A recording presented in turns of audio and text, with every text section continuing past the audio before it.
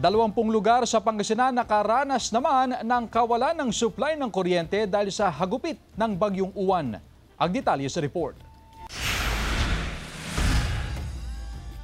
Sa pagdaan ng Bagyong Uwan sa Pangasinan kagabi, maraming puno ang natumba dahil sa sobrang lakas ng hangin.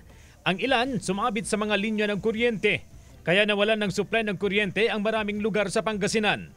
Sa tala ng PDRRMO, 19 na bayan at isang lungsod, kabilang na riyan ang Dagupan City ang nawalan ng supply ng kuryente simula pa kagabi.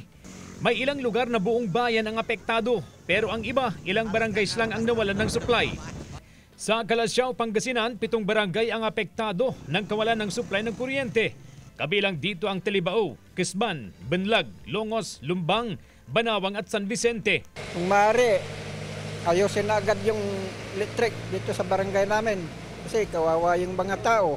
Kabilang ang Calasiao sa franchise area ng DECORP. Nauna nang naglamas ng pahayag ang DECORP sa kanilang social media kagabi na gagawin nila ang lahat ng kanilang makakaya upang maibalik agad ang supply ng kuryente sa kanilang nasasakupan.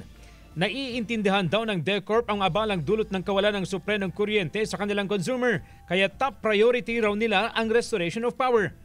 Patuloy rin ang koordinasyon ng Pangasinan PDRRMO sa mga electric cooperative para sa mabilis na restoration efforts. Sa panig naman ng Senpelco, puspusan daw ang kanilang pagsasaayos sa mga nasirang linya ng kuryente. At ito po ay joint effort ng NGCP at ng Senpelco para ma-clear yung mga obstruction na ito at mapailawan na natin yung ating mga main line. Target nilang maibalik ang 100% na supply sa loob ng 2 o 3 araw.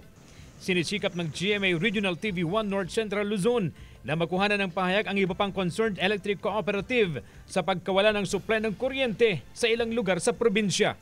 Kasama si Jing Dakanay, CJ Torida, 1 North Central Luzon.